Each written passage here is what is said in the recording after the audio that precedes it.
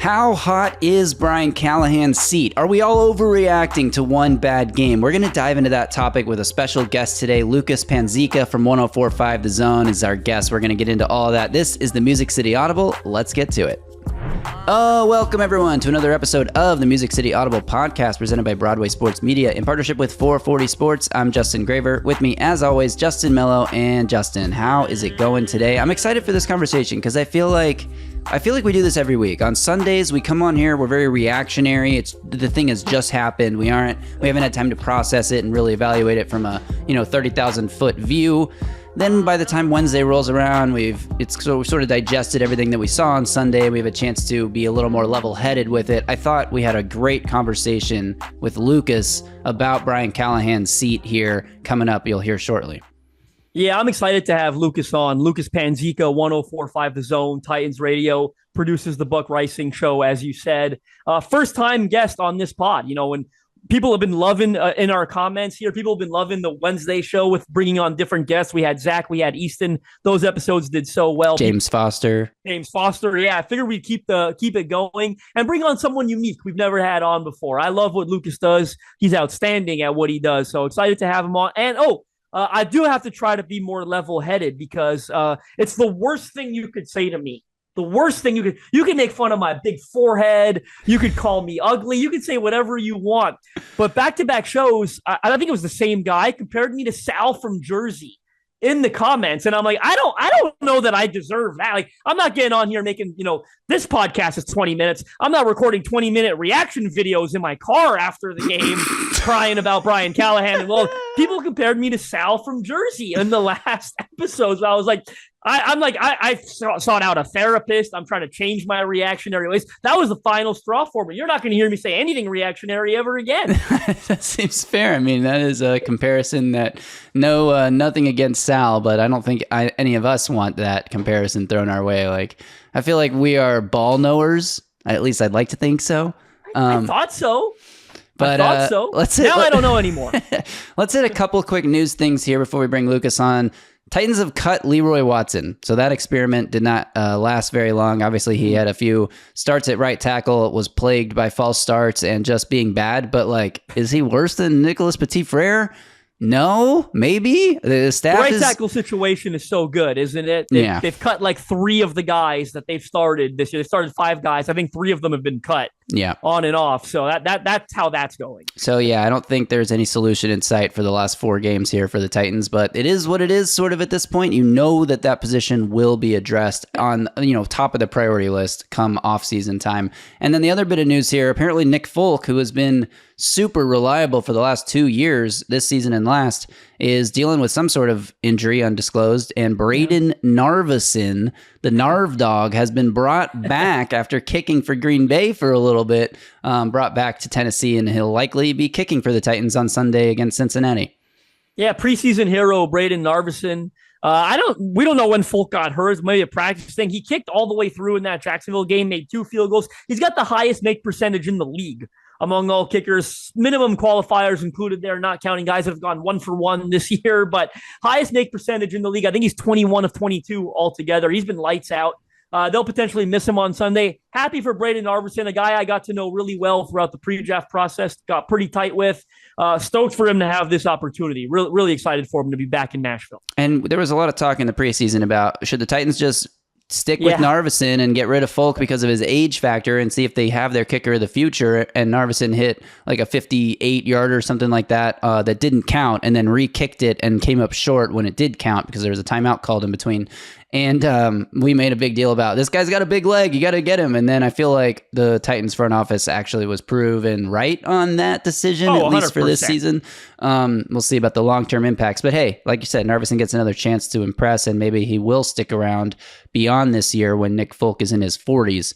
So that's the news, Justin. Is there anything else to talk about? Should we just get to Lucas?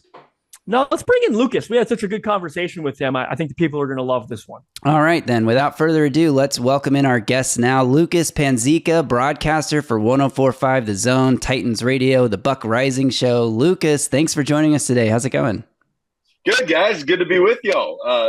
Fun times in Nashville, pro sports, just spreading joy all over the place. But we talk through it. It's what we do. Yeah. Hey, at least Tennessee's in the playoff, right? So you got something That's to right. talk about there. Yeah. Basketball is good. There are positives. There are silver linings. Absolutely. And the Titans are not one of those silver linings. So the topic we want to dive into with you today here is we've talked about it a lot on our last show, but it still feels like the biggest story is Brian Callahan.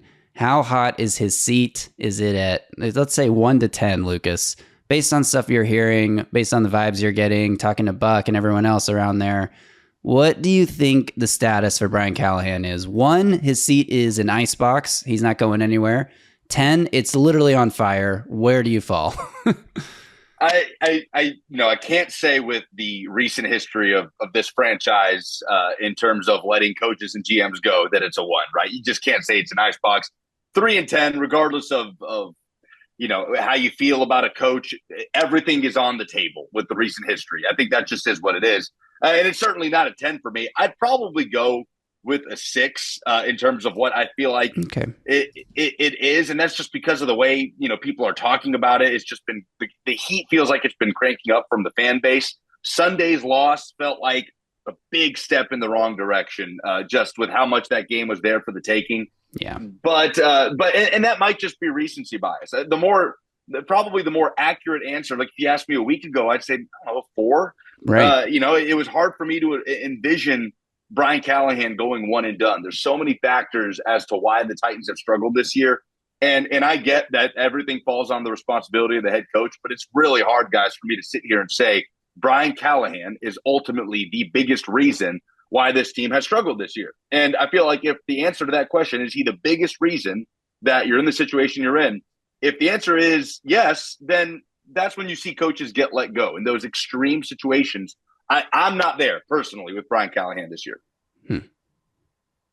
Yeah, and Lucas, I'll be honest, I'm surprised we even went a 6. I thought it was going to be a little bit lower than that. And talk to me a little about the financial implications, because there's quite a bit of that as well, right? It feels like, I believe Vrabel was still under contract, so he's still getting the payday. I don't know what the John Robinson thing is. That should be old enough. But you've also got a new stadium they're building across the street that's eating up a sizable chunk of change. Do you think the financial implications play a role at all? 100%. Yeah. And look, I go 6, Justin, large part because of what we've seen in recent past, right? We saw a general manager fired with the team sitting at 7-5 and at the top of the division.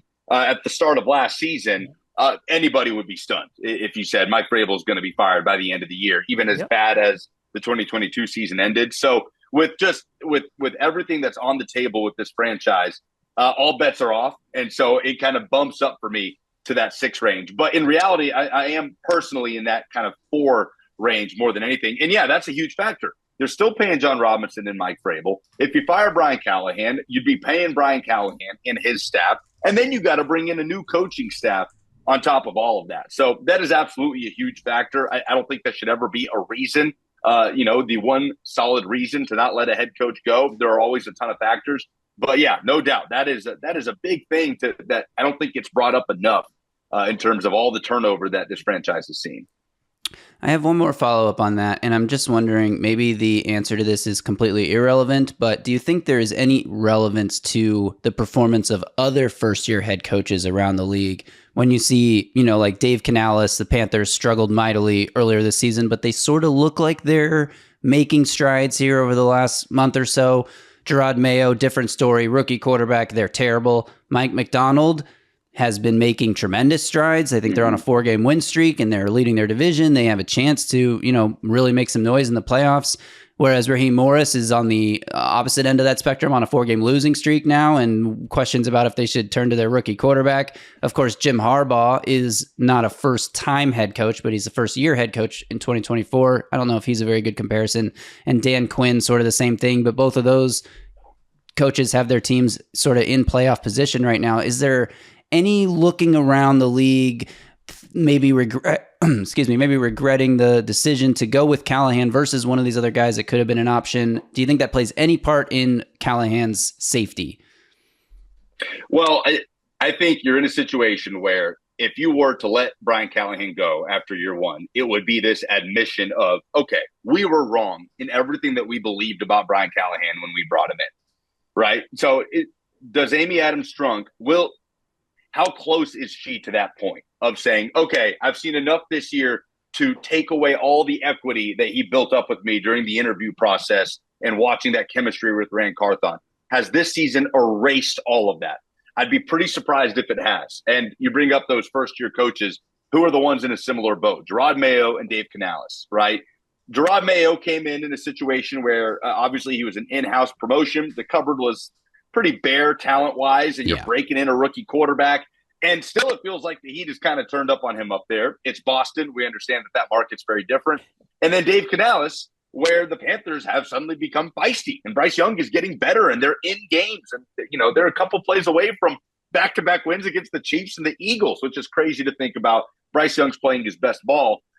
So how much responsibility do they put on Brian Callahan versus Will Levis, in my mind? Because I know this is a lot of revisionist history, guys, but the way I'm looking at this is, all right, I'm taking three games. The first two of the season, Bears and Jets, and the Jags game on Sunday, where if the Titans have not even good, but average quarterback play and or special teams, just avoid debacles in those two areas. In these three games, Titans are a 6-win football team. They're 6-7. There is a massive, massive difference between 6-7 and 3-10. Titans are 6-7. They're in the hunt, right? And we're talking about them being right on pace with where we probably expected, around that 500 mark, still with the chance at a winning season. Yeah. Now, they're not. They're 3-10, and I understand that responsibility falls on the head coach and all of those things.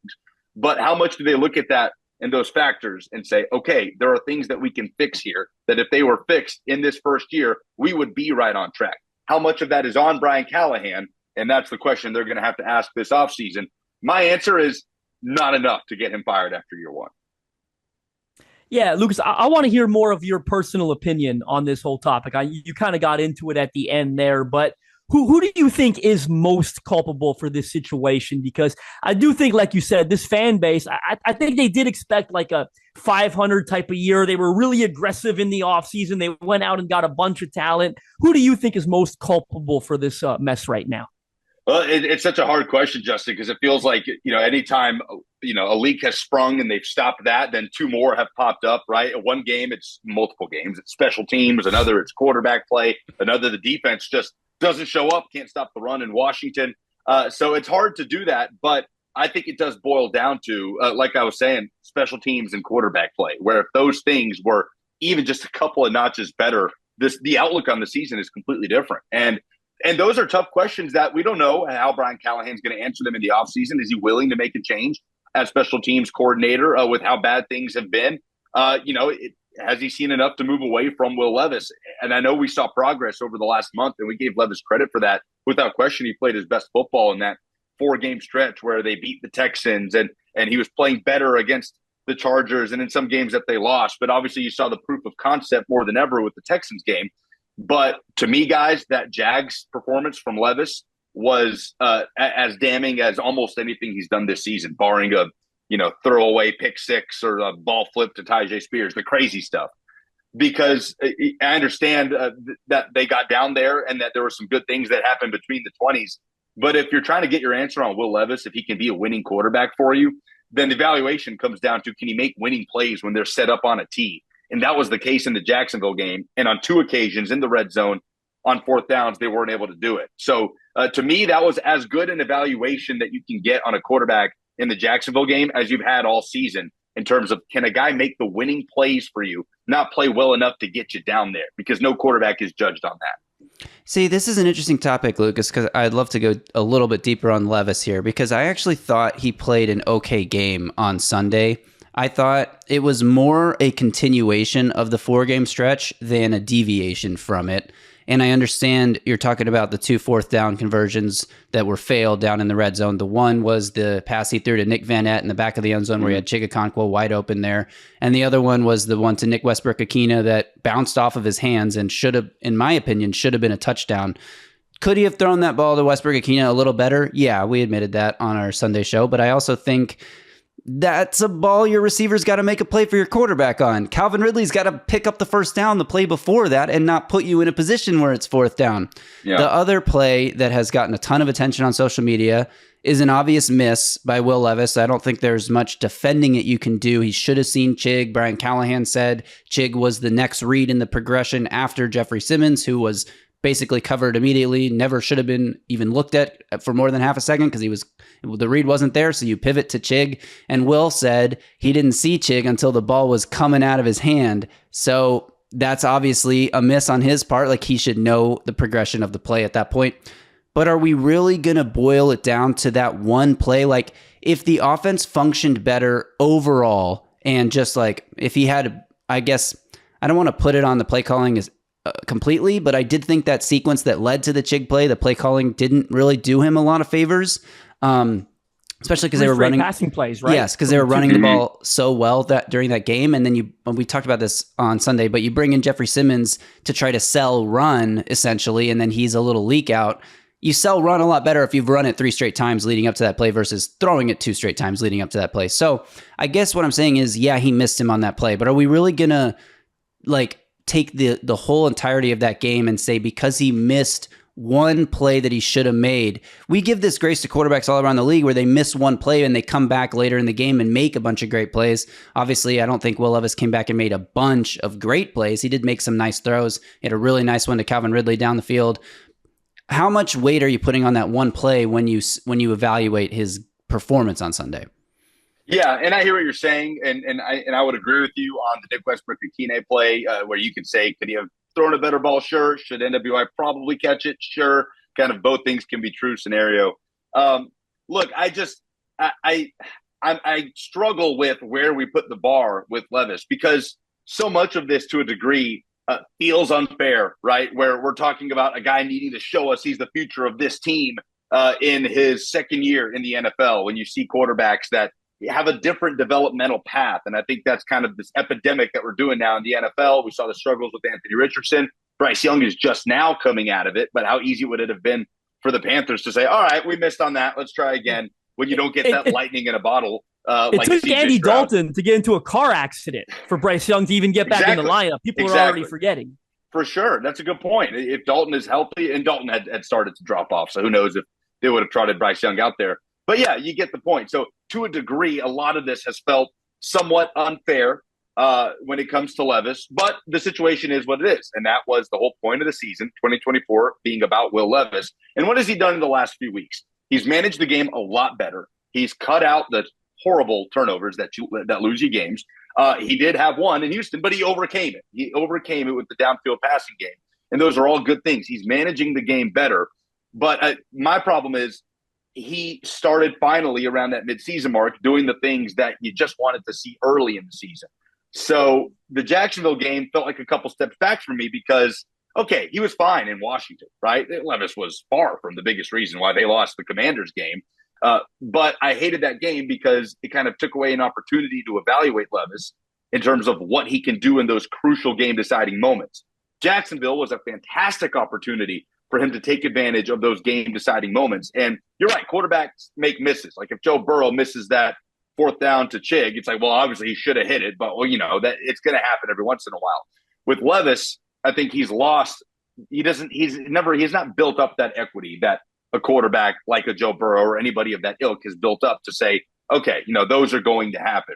Because so far, those have happened far more than the game-winning plays that Will Levis has come up with. So when those opportunities are presented to him, they are more important than ever, especially with only a few games to go to take advantage of, which is why, to me, guys, I thought that play that he doesn't hit Chig on is almost more damning than just another pick six, because we graduated from the terrible turnovers are gone. Now it's become, when the game comes down to 4 to 5 plays, which that's the cliche, right? What is it, 4 to 6 plays that decide a game in the NFL? What do you do in those 4 to 6 plays? And I think more often than not, in my opinion, he's shown that he doesn't make those 4 to 6 plays that ultimately win you a game. And I thought the Jacksonville game felt like a prime example of that. Again, as unfair as it might be, given his developmental path, whatever that is. Yeah, I kind of with you on that, just from the standpoint of we haven't seen Will Levis lead a game-winning drive this season. Obviously, we saw the Miami game last year, and the question is, was that an anomaly, or can he replicate that on a somewhat consistent basis? Obviously, even the best quarterbacks don't pull off the game-winning drive every time, but you'd love to have a guy like, obviously, I'm going to name some of the top quarterbacks in the league, but like a Josh Allen or a Joe Burrow or even a Jared Goff, or someone where you feel confident if you have the ball with 2 minutes to go and you need a score, that they're going to go get you that score. And I don't like after Jacksonville scored to go up 10-6 on Sunday, I texted our little group, well, can't wait to lose this game 10-6. Like, it just felt over at that point. And so I totally get what you're saying there. I just hesitate to judge him based on one play, but you are right that those one plays can be the difference sometimes.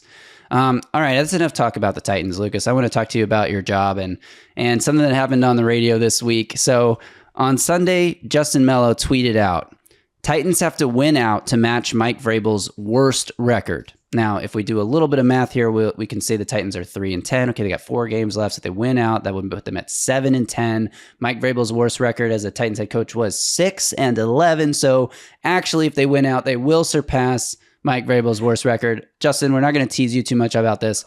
I'd rather tease Buck, who's not even here to defend himself. Lucas, Buck read this stat on the air this week. Is that right? Yeah, I appreciate the mistake because it happens, man. You know, I do dumb stuff all the time like that where, I put out a stat like that and I look back at it and I got something wrong along the way. Like, that's fine. I just love Buck Ron Burgundy it on the air. Yes, that is not factual. But, at the end of the day, I suppose it's semantics. But that has been an interesting reaction from Titans fans. I know a lot of Titans fans liked Mike Vrabel when he was fired. I know a lot had been out on Mike Vrabel, but you can look at that stat, that his worst season at 6-11. Brian Callahan could certainly go below that. That's on the table this year. But Titans also won 6 out of their last 23 games down the stretch. So I think we're going to see a lot of that revisionist history in terms of maybe Vrabel would be doing a better job with this roster. I know that the roster was in a bad state the last couple of years, but there were so many variables to Mike Vrabel being fired that to me it's useless to do that revisionist history looking at what would Vrabel be doing with this team. He's not here, right? Brian Callahan is. We'll see if he can win that race to 6 wins. It'll be tight. We'd have to finish pretty hot down the stretch. Graver, when you brought it up, I wanted to play that 50 Cent meme, the what he said fuck me for. Like, why did you even have to bring me up into this? You know what I mean? And in my defense, trying to defend myself for a second, this is actually Mike Herndon's fault.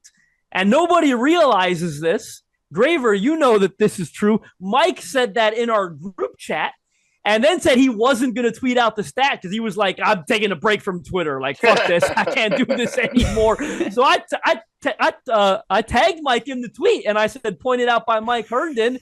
And I trust that tall son of a bitch so much. I didn't think he did the math wrong. I just copy and pasted the damn thing essentially. And Mike did me dirty though. He had the math wrong on it. And I'll always double check the work, kids. You can't even trust people who are 6'5" and have 30,000 Twitter followers. Damn, Mike caught some shrapnel there. He was already down with the Texas loss on Saturday too. Me too.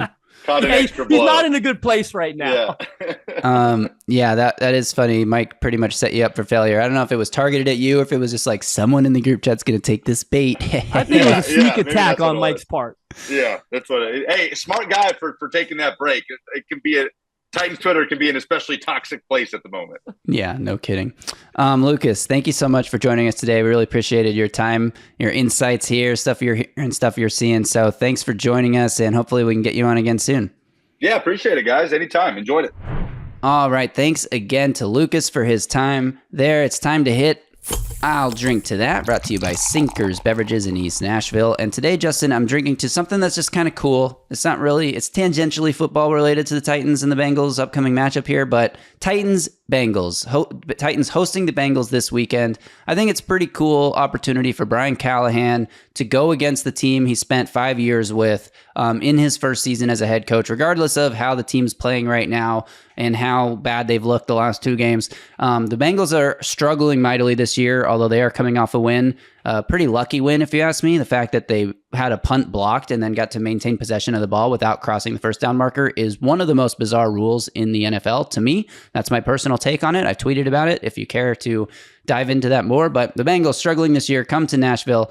Obviously, Zach Taylor's the guy who hired Brian Callahan to be his offensive coordinator. Brian Callahan was instrumental in designing those offenses and helping Joe Burrow acclimate to the NFL in the decision to pick Jamar Chase over Penei Sewell. Brian Callahan was instrumental in that. And then, of course, you've got Tyler Boyd, you've got Chido Awuzie, guys who spent large chunks of their career with Cincinnati. So I'm just drinking to the cool reunion that this will be for Callahan in his first season, to get to see all these guys, all the players that he coached on that side of the ball, and the coaching staff that he worked with for years over there in Cincinnati.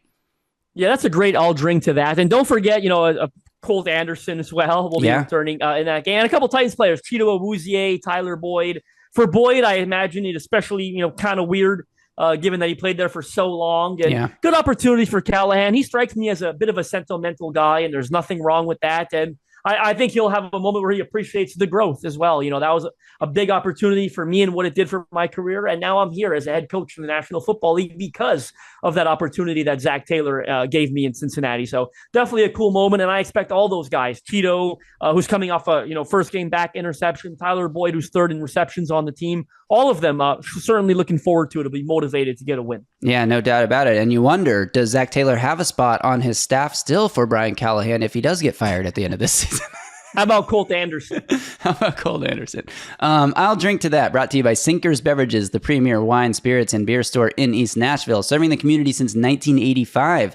Their knowledgeable staff is proud to help you with large parties, themed events, or finding something unique for a special occasion. From birthday parties to milestone celebrations to everyday moments, Sinkers can help with the right drink for every occasion. And if you head to the sinkersbeverages.com website and check the link in this podcast description, you can join the In Crowd. In Crowd members get access to allocated wines and spirits, exclusive events, early access to barrel releases, and more. Plus, Sinkers Beverages is on Uber Eats.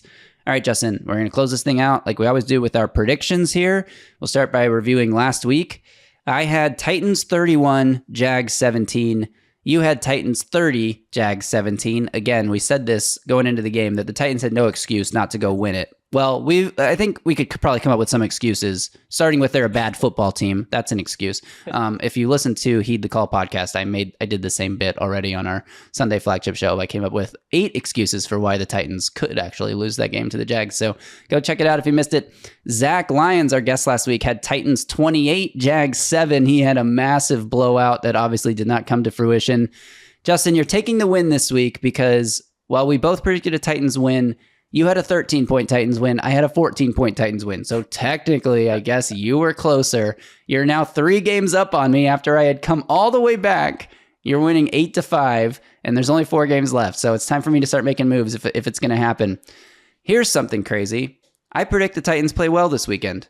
I predict the Titans look a little bit like they did against Houston. We saw what could happen when this team really took their shit seriously, which they did not appear to do the last 2 weeks, to get a win for somebody that they care about. In that case, it was Amy Adams-Strunk, really wanted to beat the Houston Texans. You don't think Brian Callahan wants to beat Cincinnati more than any other team on the schedule, especially in a season where it's basically lost at this point, sitting at 3-10. So do I think the Titans win this game? I don't know about that, but I think they play well. I think they play better than they did the last 2 weeks. Cincinnati's defense is vulnerable. I mean, they are a bad defense. You just have to avoid the big turnovers and convert in the red zone. If the Titans can do that, I think they can score with Cincinnati to some extent. Cincinnati haven't had a problem doing that all year long. Cincinnati's going to red zone and avoiding bad turnovers. Well, we'll see what happens. Cincinnati is going to put up points. I think that is no question. I think the Titans can at least keep this competitive for 3.5 quarters. So I'm going to go 34-28 Cincinnati wins. Yeah, I was going to say, you're like, don't you think the Titans want to win this game? I want to win the lottery. Doesn't mean it's going to happen. I'm going with the Bengals win, but you convinced me. You convinced me to make this a little closer than I initially thought I would. Hey. So maybe we'll end up looking stupid. It'll be a blowout for the Bengals. Totally possible. I don't think Titans score quite as much as you say they will. I'll go Bengals 30, Titans 23. 30-23. All right, so there you go. Titans are definitely winning this game because we've been wrong the last 3 weeks in a row. So why would we be right this week? That doesn't make sense, does it? All right. Thanks, everyone, for tuning in on audio platforms. We appreciate it, but we appreciate it more if you're watching on YouTube. So go ahead and hit that subscribe button if you are on YouTube. Leave a comment below. You guys have been absolutely crushing it. We ask you to leave a comment, and you guys come through every single time. Keep it up. We really appreciate it. Our last pod, the Sunday show, is the best performing video pod we've had in weeks, months even. With the team being so bad, it is hard to get people to care enough to tune in. So we appreciate all those of you who are doing so, who are still watching right now. Please leave a comment below so that the podcast gets spread to other people. We appreciate it. Thanks also to Sinkers Beverages in East Nashville. Thanks again to Lucas for his time today. We will be back on Sunday to recap this Titans game against the Bengals. So until then, y'all stay safe out there and tighten up. I'm saying tighten up this week. Tighten up.